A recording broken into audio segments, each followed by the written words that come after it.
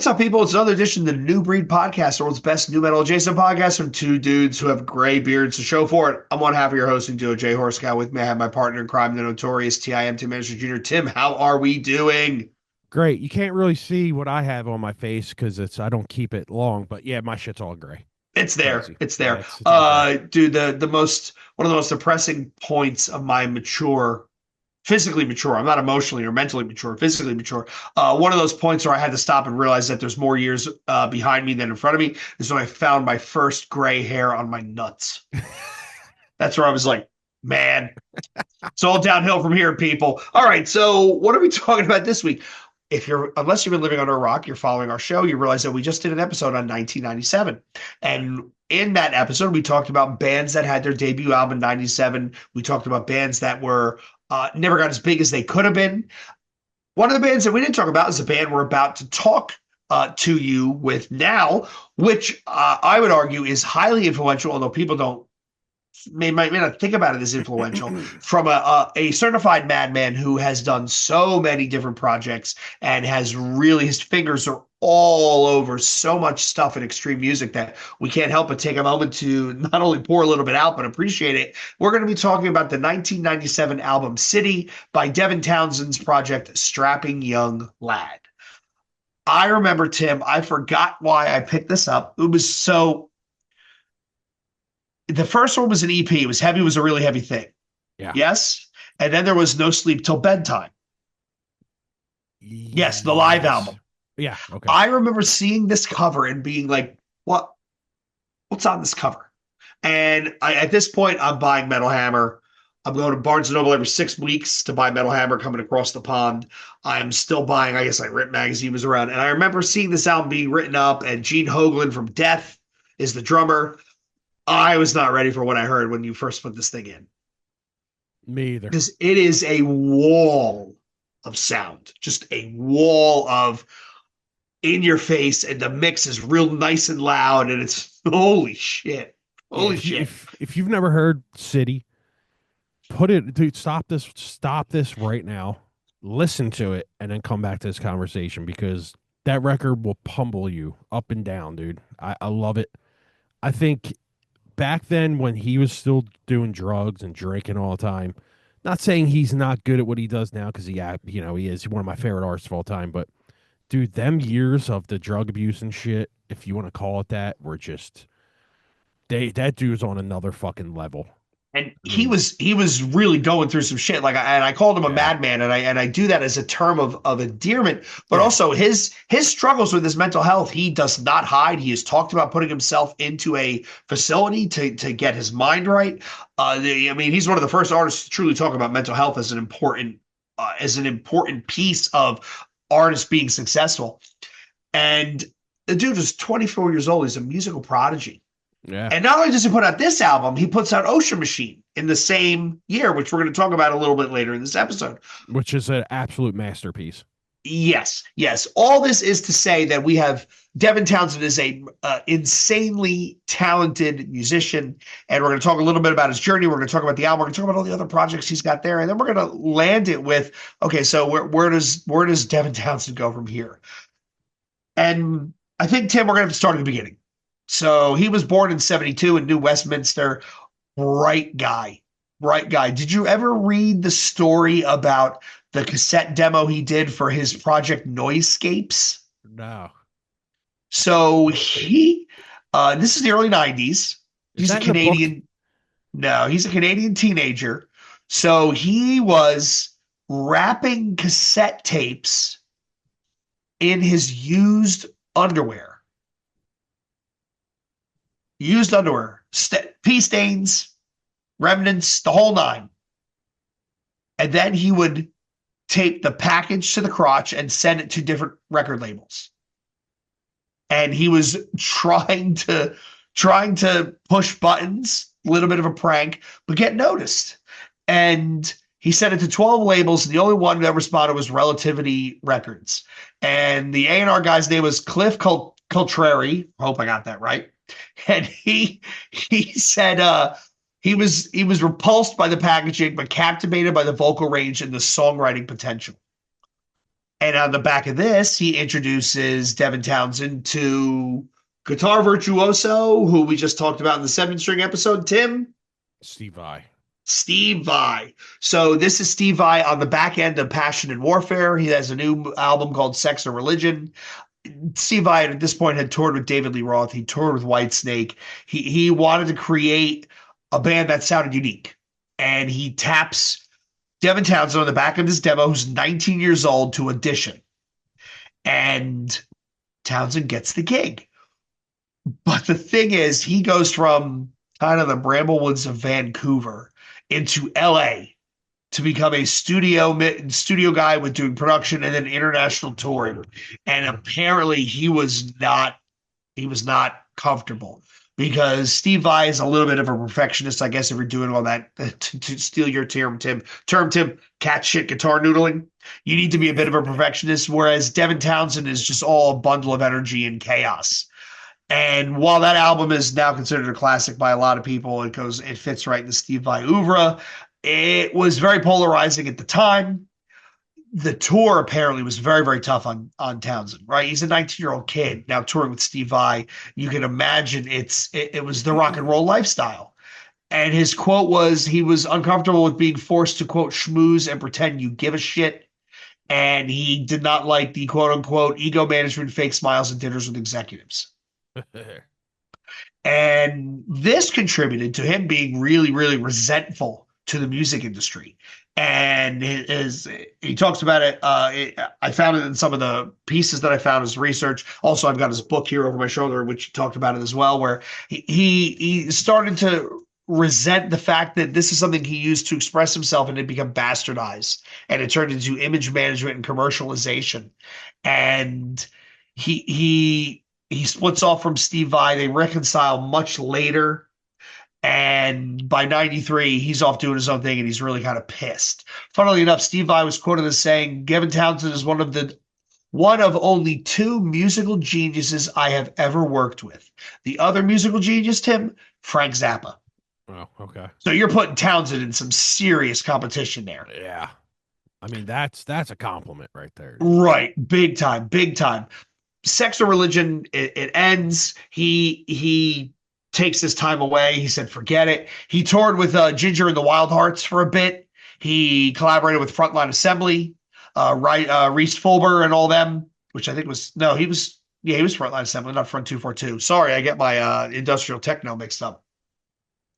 And he was trying different things, but he was also learning. So he was quoted as saying the stuff he did with Frontline Assembly helped him develop his skills when it comes to electronics usage and sampling, which is not something he'd really been familiar with before. And if you think about the album City, there's a healthy amount of that. There's a healthy amount of that.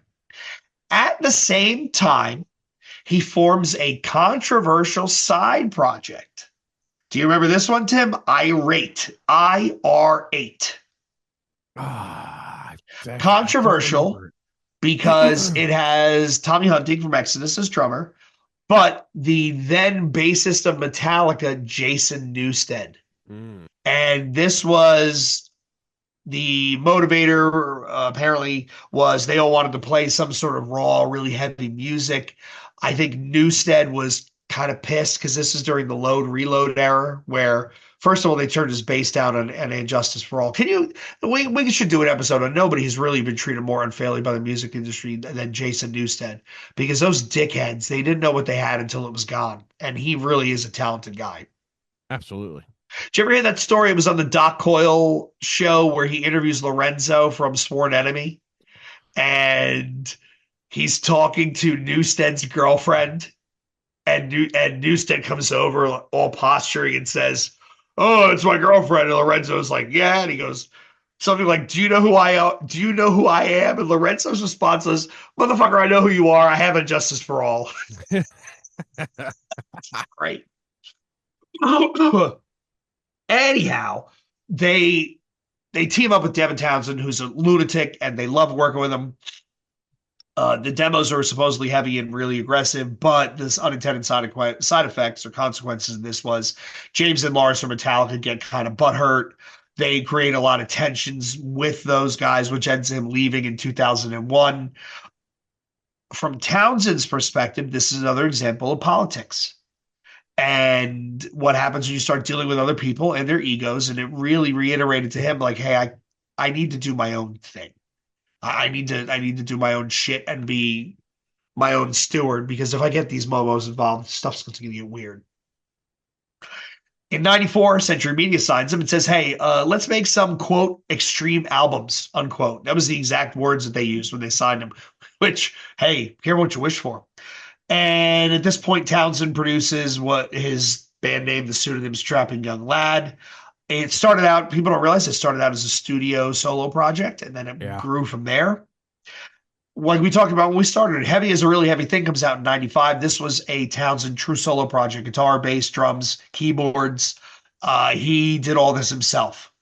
And while there were some contributors, it was all him. Did you ever go back and listen to that, Tim? Yeah, didn't he program the drums on that? Yes. Yeah. It's not bad. It really is kind of all over the place. There's an industrial piece, there's some industrial parts, there's some death metal parts, there's some of the humor that his dry Canadian wit comes out.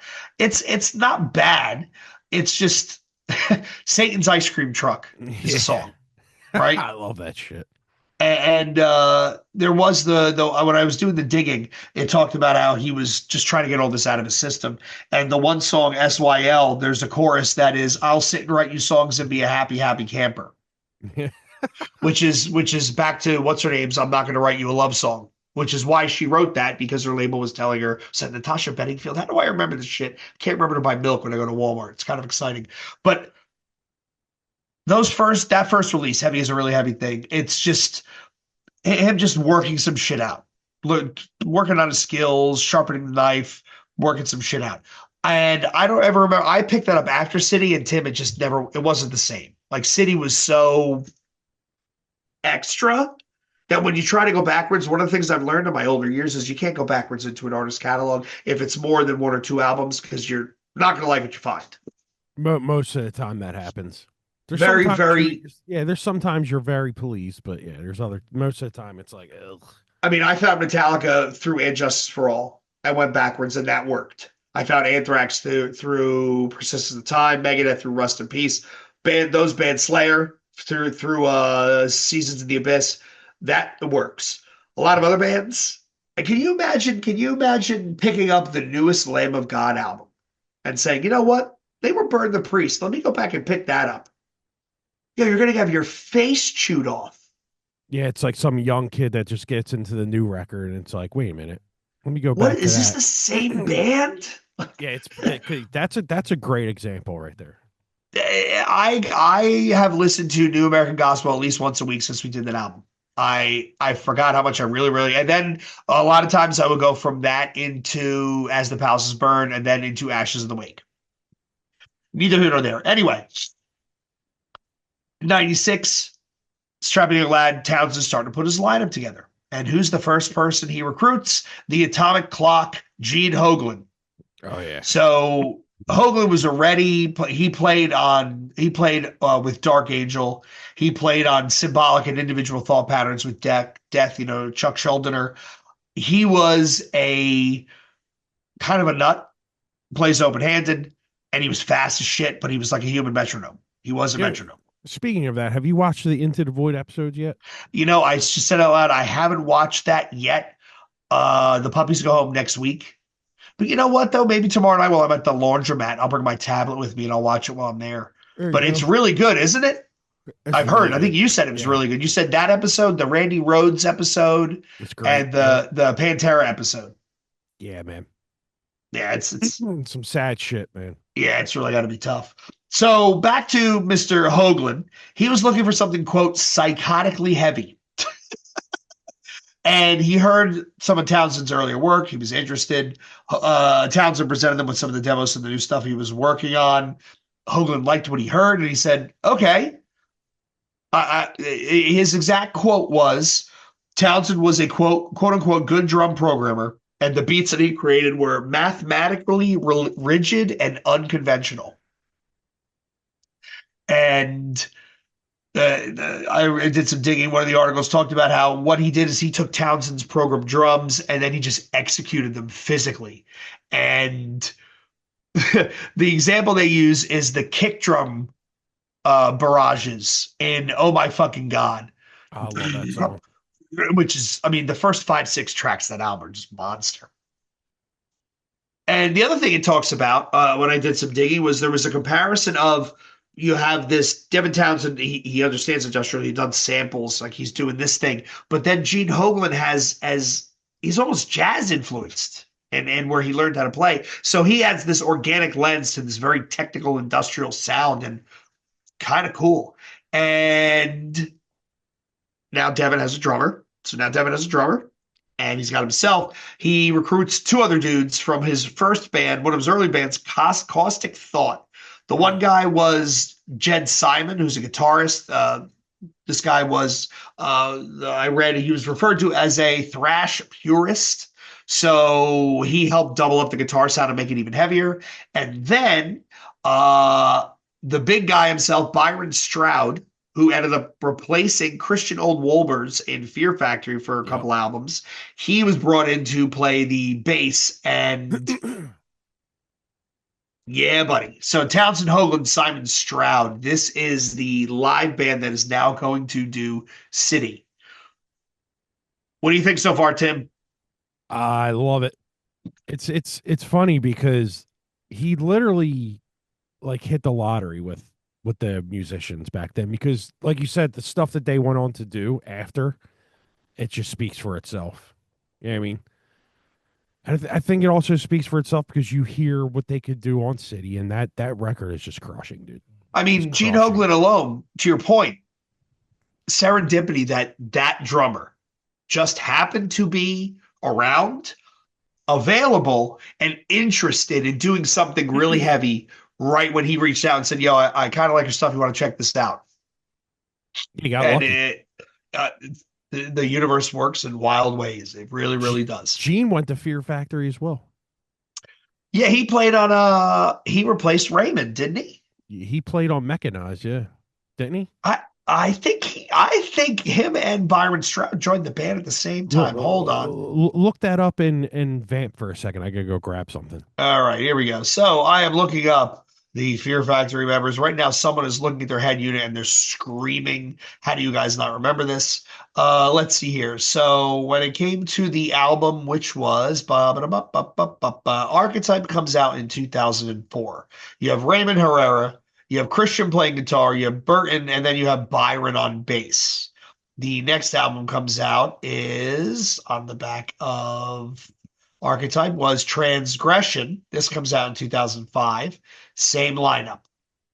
They take a break, and when they come back with Mechanize, this is Dino, Burton, Byron, Hoagland, which that was the only recorded album that they played together.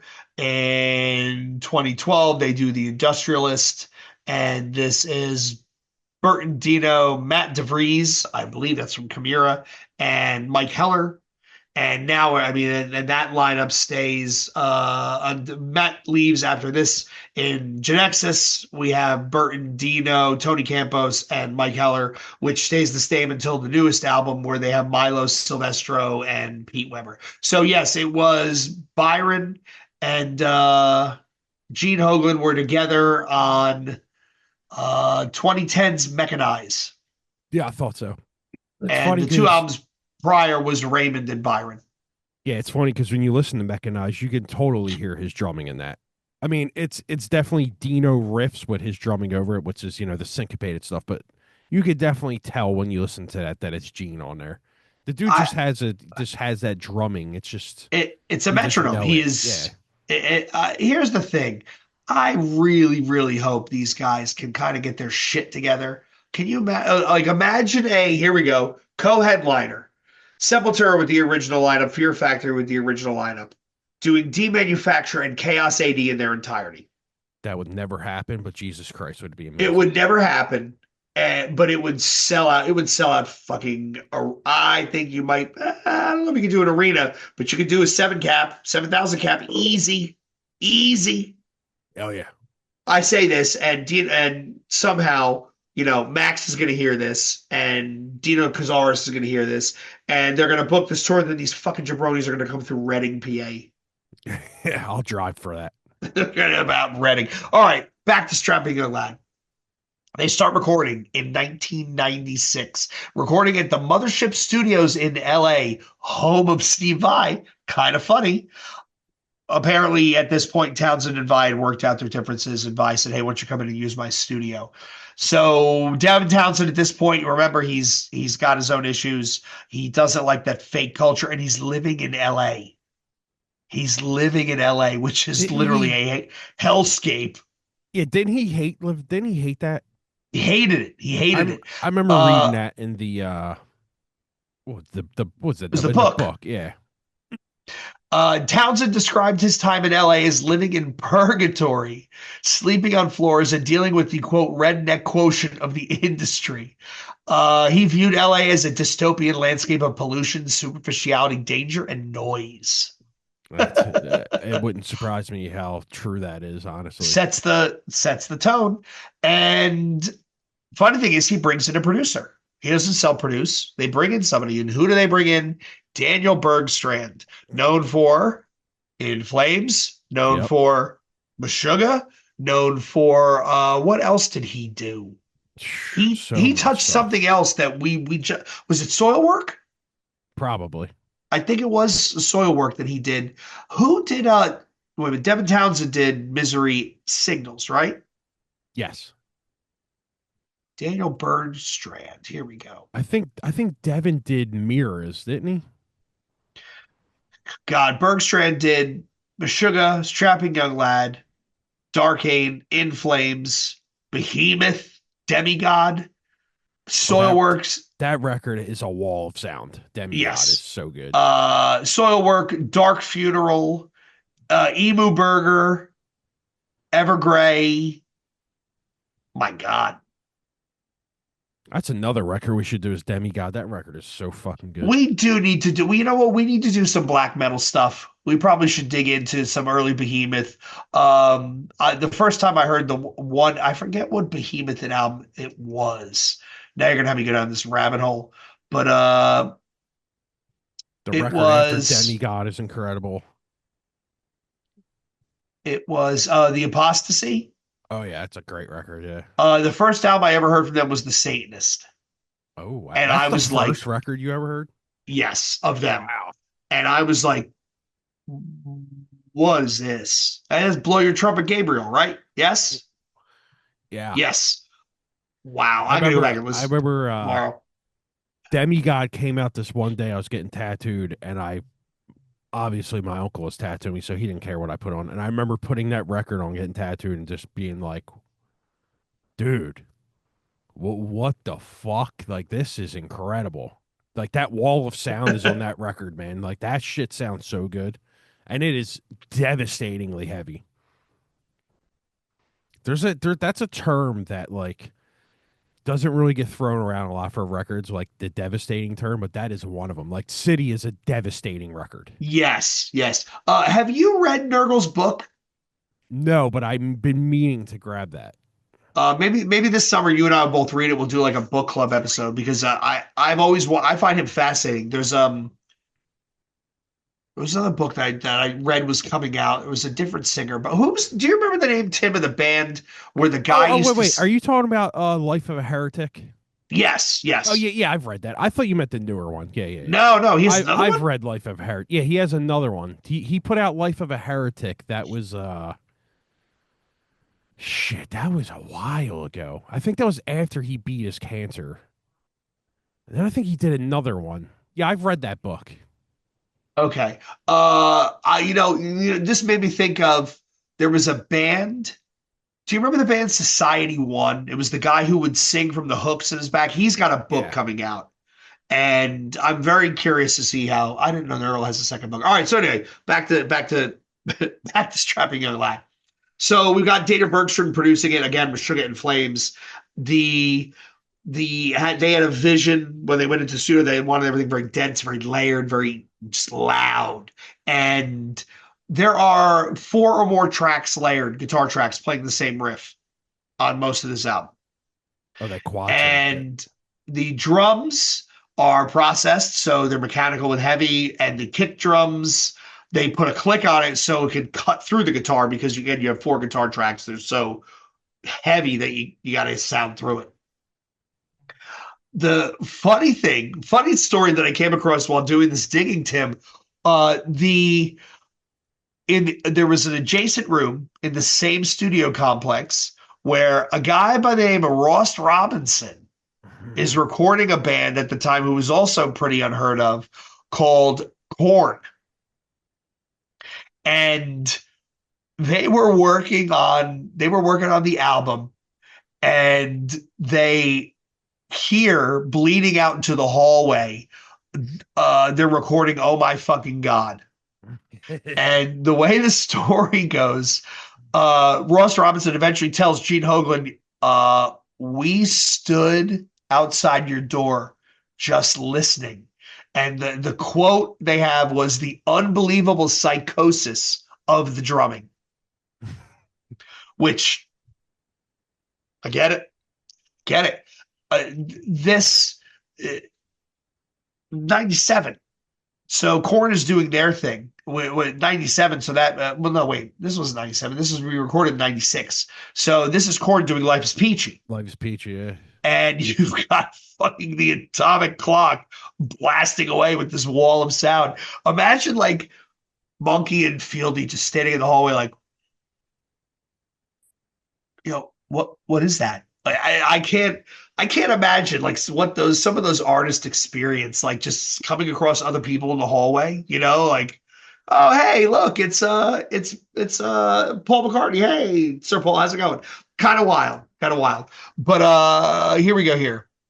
There was an article where I read where they talked about how when you think about this, Korn is pioneering the super downturn groove sound, which became dominant for the next almost decade.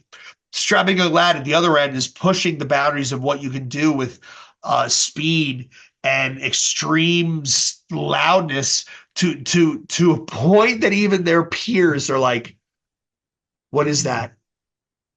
And I think I gotta get the fuck away from that because it's too much. Just wild. They were the band members when they were recording Typical Story. They were broke. They were living a quote unquote nomadic existence. Gene Hoglan arrives in Heathrow for a tour and slept in a tent city with foil blankets, which is kind of insane. During the recording of City, Townsend described sleeping on the floor and puking in his toilet, living in a state of chaos to exercise the demons the music required. So this was him trying to get himself mentally prepared to like, I got to get this shit out of my system, which I'm sorry. The best art comes from artists who struggle.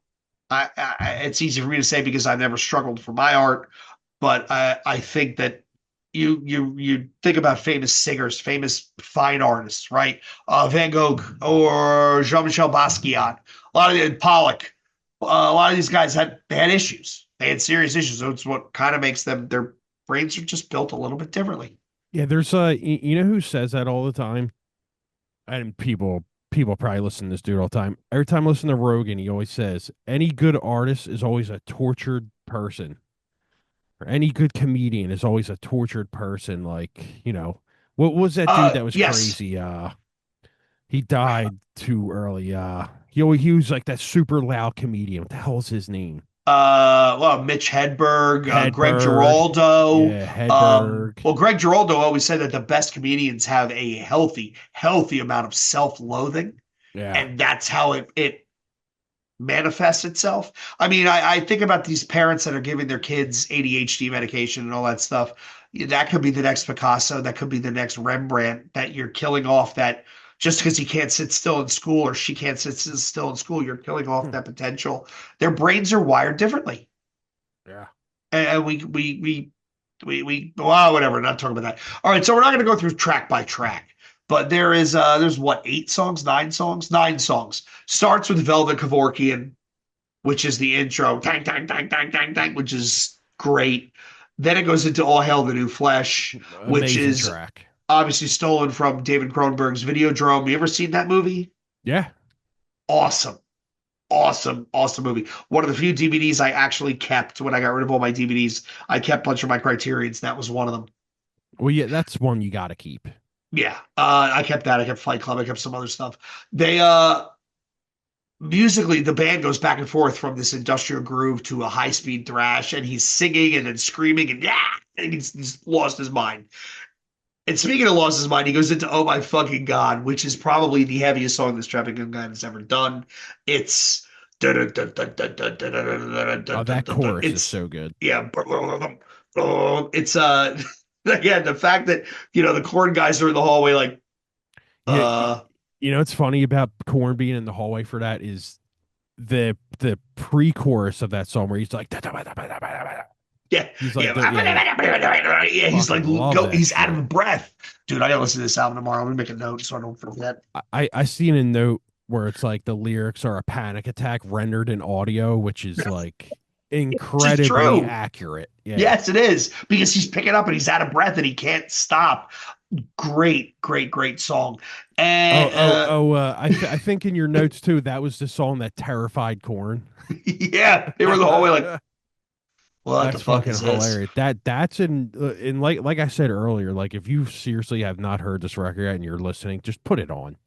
Like you should Yes. probably go track by track and listen as we're talking because it's just fucking crazy.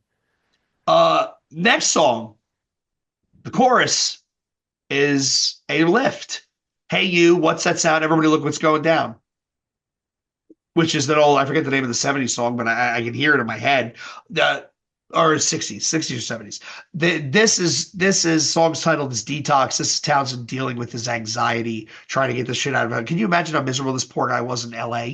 I can't imagine how miserable he actually was. I've never personally been to California, but I would be miserable in LA and I'd have Well, not been there. it's just everybody's so it's just fake people and whatever. After that, we have Home Nucleonics, we have AAA, Underneath the Waves. So Underneath the Waves is interesting because this is the introduction of that quasi-aquatic theme we're going to talk about with Ocean Machine. We're going to get to that Yeah. section next. There's a cover of Cop Shoot Cop, which it showcases industrial influences. And then the album ends with the song Spirituality, where Townsend said he described it as a H.R. Giger painting come to life, which is totally insane. City comes out. This again, like Tim said, if you haven't heard this album, if you're not familiar with Devin Townsend's work, please pause and just go listen to that album. You're going to go down a rabbit hole. Spotify's going to try and feed you all the rest of his shit, his other projects. Just listen to that, and then come back to listen to this episode. So when this album comes out, February '97, everybody's faces were melted off. They had no idea what to do with it. It was all positive, but all their feedback was in terms of, I can't believe how violent this is. It's unrelenting, and it's almost like an endurance track to try and make it through all that. Kerrang gave it a big review. Metal Hammer gave it one of the top albums in '97. Revolver is listed as one of the 69 greatest metal albums of all time. Yo, I remember seeing someone say City was like a real life like meltdown. Like what's that like when you just have a A panic meltdown? attack. Yeah, Yeah. it's just like it's like a real life audio meltdown. And I would literally say that's 100% true because that record puts the feelings that record gives you sometimes is just crazy, dude. That's one of Yes. them records, and I always say this. A good record is a record that puts you in your feelings in either a good way, a bad way, or in between. And it's just one of Yep. them records, man. And the record we're about to talk about here puts you in your feelings in a completely different way. I think Ocean Machine is one of the best records ever written in the entire in the Yeah. history of music. It's one of the best records ever written. It's up there. It's up there. We're gonna get to that. So this album comes out. The critically it's acclaimed. However, I mean, if you want to be honest, Strapping Young Lad doesn't experience the same popularity that all the other new metal bands do of the time. But this was a level of just violence that young fans at the time, this is what they were looking for. This is typically referred to a lot as a definitive industrial metal album. It's put up there on the shelf with stuff by Ministry and Fear Factory, but it also comes off as that much heavier. And this is where he starts to get this idea, build this he's called the mad scientist of metal because of his ability to cover all those genres, which we're going to talk about. Before we go into the side projects, we'd be remiss if we didn't talk about No Sleep Till Bedtime, which is recorded in Melbourne, Australia in 98. Again, the title is a parody of Motorhead, No Sleep Till Hammersmith. The thing about this live album is it proves that they can play this shit live. It's not studio chicanery. They actually can pull off the speed and the aggression in a live setting, which God bless. God bless. After, so December 97, he's released City. He's released Ocean Machine, which is I don't know how you would describe it. It's almost like the companion piece to this. It's him trying to get away from the uber aggressive in your face stuff and add a little bit more, I don't know, Tim, tonality. What would you call it? Yeah, so How would you describe it? he put out City. So City was basically him getting like, anger, hatred out, all that shit. Like hate it, LA. And then Yeah. Ocean Machine, he goes back to Vancouver, and it's like him getting out like his longing for like nature and all that shit, emotional vulnerability. Like it's and I've seen a lot of people describe the record as like depressive, atmospheric. 100% true. That record is just unfucking believably good. And a lot of people say like City's the yang, Ocean Machine's the yin, and I would definitely agree with that because I think them two Yes. records are companion pieces, right? Yes, yes. So the full title is Ocean Machine Biomech. Yeah. And this was released on his label, Heavy Devi. There's a great story about he was recording it somewhere in Spain and he kept getting kicked out of the studio because the studio owner wanted to party with Antonio Banderas. So what they ended up doing is, and he wouldn't pay the bill because he was tired of getting kicked out of the studio. So apparently he breaks in the studio at 3 a.m. with Daniel Bergstrand and they make a copy of the masters because the guy wouldn't give him the masters. And apparently there was the one song Ocean Machine they didn't get a copy of, so it only exists as a demo. Like there's no Oh master, but shit. it's kind of wild. He was in Malaga, Spain, kind of nuts. But yeah, so these both albums come out at the same time, and you're right, very much a yin and a yang. And after he released both these, he truly does. Devin has a breakdown. He checks himself into a mental hospital. He's diagnosed as bipolar. And if you think about it retroactively, you look back at City, the highs and the lows and the manic energy and the quote unquote as Korn described it, unbelievable psychosis. Makes sense because he was going through something. Yeah. Then that's when you get the best art is when people are going through shit. People are high or you know what I mean? Like, don't get me Yeah, wrong. Like, you yeah. can write good stuff sober, and everybody does. A lot of people do it, but like, there's something about the '90s and drugs. Like, how many records did we get drug influence that are just incredible? What would Or you even say? drinking. STP's first record. I mean, Oh my was God, he? all the grunge stuff. I mean, the Korn guys were, they've talked about their struggles with amphetamines, right? Coming from where they came from. Dude, Everybody was drinking. look at Alice in Chains Unplugged, MTV Unplugged. If you do not Did feel you something from that, you're not human. did you see the T-shirt that I sent in the group? It was a bootleg of Typo Negative, Mm-mm. but it was Alice in Chains Dirt. Oh no, I didn't see that. I gotta send it to you. It's brilliant. I would agree that here we're not condoning drug use. We're not No. condoning any of that. If you need help, get help. If you don't have anyone to talk to, call Tim and I. We'll talk to you. But there is something to be said about that artist who's just a little bit off kilter, left of center, whatever. They create things that are truly unique. Yeah, and I think a lot of people when they get sober, they look back on them records and they're kind of like, "Oh God, I don't want to do that anymore." It's kind of like when Corn, Corn got sober, didn't they? All them dudes. Most of them are sober. Yeah, yeah, And then like, they talked to Jonathan about like the first record and he's like, "All right, I'll do the tour, but I'm never playing Daddy ever again after that." You know what I mean? It's like, yeah, you feel shit from that. You don't ever want to put that you don't ever want to put your body or your mind through that ever again. And I yeah. totally get that. I get it. I get it. At this point, he's been diagnosed with bipolar. He put Strapping Young Lad on the shelf. And between 98 and 2002, He tries to merge City and Ocean Machine. He creates Infinity in 98. Great record. In 2000 is Physicist, which apparently started as a Strapping Young Lad album, morphed into a solo album. Townsend looking back, I read an article where he didn't like it because it sounds too poppy for him. It's not what he was looking for. It is very poppy. And then Terria, which was the most expensive one, which is 2001. And this is all about his connection to Earth, hence the title, and the Canadian wilderness.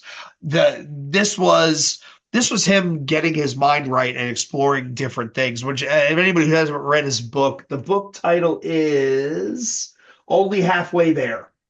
And he goes through his albums in sequence. So you can see how he goes back and forth and bounces around things and where, oh, my interest taking me this way, my interest taking me that way. Kind of cool. Really kind of cool. All the fans at this point think Strapping Young Lad is dead and he was moving towards a different sound. And so what happens? 2003, he releases the self-titled album, Strapping Young Lad, and he didn't really he goes back and he admits that he's not really a big fan of it. He was doing his solo album at the time, Accelerated Evolution, his solo project. So, Ooh, that is another masterpiece. yes. And he admits that while this is a solid death metal album, thrash album, it doesn't really have that insanity that City had. And I don't think he really hit that insanity ever again until you get to the Devin Townsend project stuff, but we could talk about that another time. he does talk about how Alien is the closest he's ever come to it in 2005 because he stopped taking his medication. Oh yeah, And he I wanted forgot to about get back Alien. into that mental Yeah. state. And Gene Hoglan is drumming on it. And this is the one supposedly he is the most proud of technically, but it was, quote, emotionally fucking punishing, unquote. Once the record was over, and he's like, I'm done with this. The fans wanted him to keep doing that again, and he realized I'm gonna kill myself if I have to keep doing this. The final Strapping Young Lad album, 2006, The New Black. The deadline was forced by Century Media because they wanted him on Ozfest that summer, and it actually that enabling constraint forces him to go in a different route. So it's more stripped back, it's more melodic.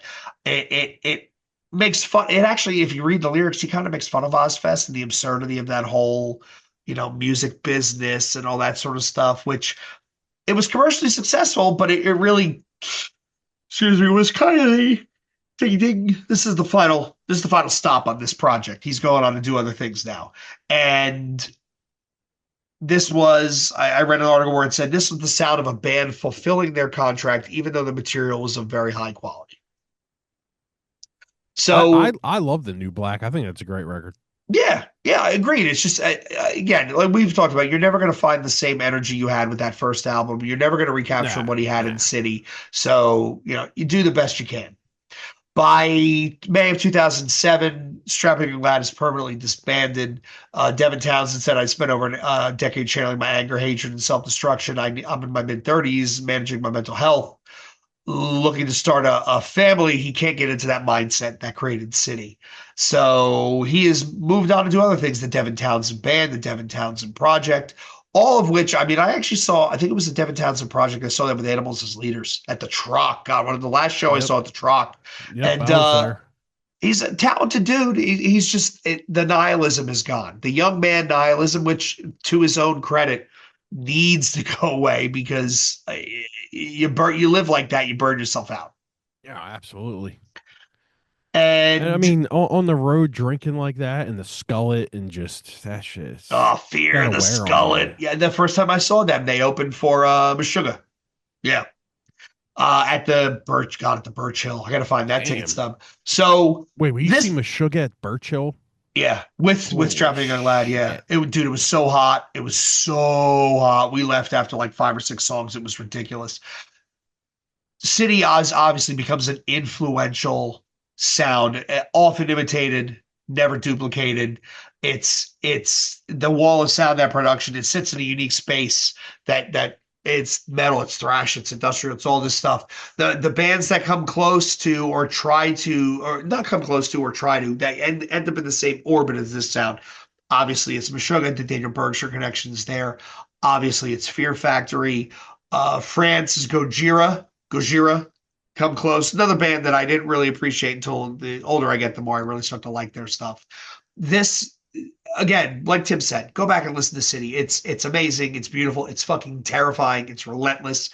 Definitely something you're going to want to go back to and check it out and be like, this is kind of cool.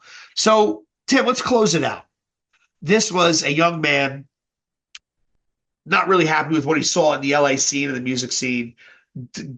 Duffs away from Steve Vai, goes back to Canada, recruits a drummer, recruits a band, goes back into the studio and just creates this monster of an extreme music album. And I read an article where it talked about how this album destroyed the artist who created it, forcing himself to rebuild himself from the ground up. And which is true. I mean, it put him in the hospital and, gave him medication. That being said, the album truly is a masterpiece. Like, it really, really is. 100%. And I think the albums that, what's that word? Preceded, or what's that? What's the word? Follow it. Antecedent and precedent. Yeah, all the albums words. that follow. The albums that follow. There we go. I think that, you if you listen to Devin's discography, it doesn't matter if it's Devin Townsend band, project, whatever the fuck you want to call it. I think I think he's one of the artists that you start from the beginning and you see the progression of where he's went. Because if you listen to the stuff that he's put out recently, it's completely different. Yes. It's very orchestra driven. I mean, he has some orchestra stuff in it, but it's very, the lyrics are very operatic, if that's what you want to call it. He's I mean, this sounds so cliche to say it, Tim, but he's matured into his space as an artist. Yeah. I meant to say the vocals are very operatic, not the lyrics. The vocals are very operatic, and there's a lot of that stuff in there, a lot of doubling on there, and don't get me wrong, it's still a lot of the stuff is still heavy, like the Devin Townsend project stuff. What's that one record where it's just straight up death metal, but it's like a funny death metal? I know what you're talking about, but I can picture the cover in my head. Yeah, what the fuck is it called? He did 4 songs. It was like he did 4 records. One was like a country, which is actually not country, but it's actually good. Is it? If you Google, was it the band or was it Devin Townsend project? Key? Yeah, Addicted.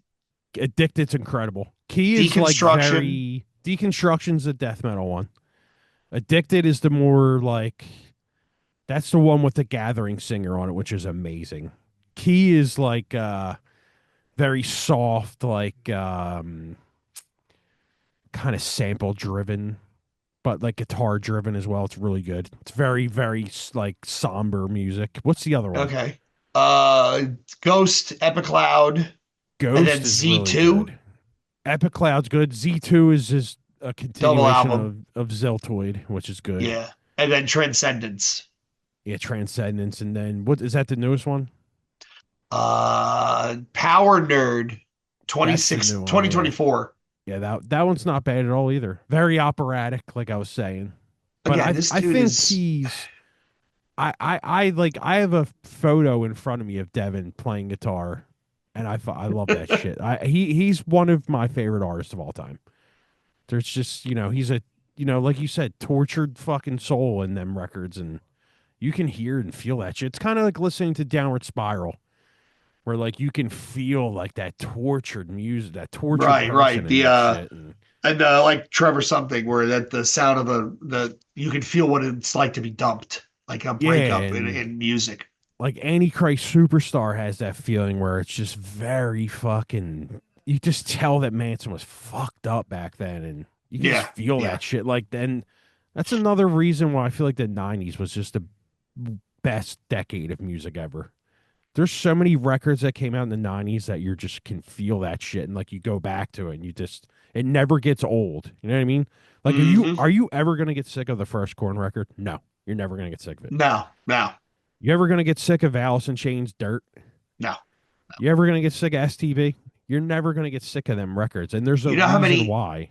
You know how many times I've gone back to that greatest hits album, and my Instagram, I've screwed up my algo in the best way possible. I keep getting fed Stone Temple Pilots live sets, and The one that they did, the Rolling Rock Town Fair, is unbelievable. Where he came out shirtless and he's dancing around like Yeah, it's God like bless. I can't think of any records that came out in the 2010s or like the 2000s or even the 20s other than like Deftones and shit like that, but like there's not records in them decades that you go, man, that's a fucking record that I'll just never get old. Like, can you think of Yeah. anything that's came out in the past 20 years that Um. you could say that with? Uh. Extreme Maybe, music, yes. Nothing in the pop world. Nothing. maybe fragile. Ugh. Maybe. I mean, I, 2001, you get White Pony, which is the best record of all time in my opinion. But I mean, there's some more extreme stuff that I think will never get old, but I'd really have to sit down and think about it. I mean, yeah, there's the Darkest Hour album. There's some At the Gates. There's the Refused Comeback album. But not a lot. You really gotta think on it. You really gotta think on like think of like Astro Creep 2000. There's that is one of the best metal records of all it. It time. uh, it actually holds up really well. Yeah, everything in the 90s holds up. Machine Heads, Burn My Eyes, all that fear, demanufacture. I mean, that decade is unbeatable. It'll never be beat. I Yep. think music is too well produced nowadays where it's just you'll never get that feeling back ever again. No, the barely constrained insanity is all right, everybody. Uh, Go listen to Strapping Young Lad City. Check out some of the other albums. Check out Devin's other projects. Listen to Ocean Machine, right? Listen to City, then listen to Ocean Machine. The yin and yang. Tim was right. Those two pieces fit together, and it helps you understand his mind. Check out the book. You can find his book. I think they're still selling. I doubt they're selling soft cover copies, but it's Yeah, it's and definitely thanks worth a Shay for read. getting me a copy of that. I love it. It's fantastic. That Rocket 88 is the publishing house, and they do a whole bunch of stuff. I actually just ordered a bunch of those. You know those little 33 and a third books? I just ordered Dummy by Portishead, Oh, uh, Verses by Pearl Jam, I that's a Get great Wet by record. Andrew WK, Another great record. um, Introducing by DJ Shadow, I don't know and that I, one. and I think it was OK Computer. That's another depressing ass record. Yeah, because it was they were on sale on the company's website, and then I pre-ordered the Cure. I think it's Just Like Heaven, not the album. Oh, It's okay. the album it's on. No, I think it's Disintegration. I was gonna say, is it And Disintegration? yeah, big fan, big fan. All right, people. Thanks for tuning in, listening, watching. Hope you really enjoyed this. This is a sister episode to our 1997 deep dive. I hope you really enjoyed it. Hope you check out Devin Townsend, Strapping Young Lad, and those other projects, and you find something you like. New episodes Wednesdays, 12 p.m. Eastern. Reaction vids are coming back. We haven't forgotten about you. We've just been busy. It's coming back. Trust me, by Valentine's Day, you're going to start seeing reaction vids every Friday at 12 p.m. Last but not least, the merch store has been updated. Death to False new metal hoodies are out there. Order one. Rep new metal. Until next week, Jay and Tim saying, cheers. Later.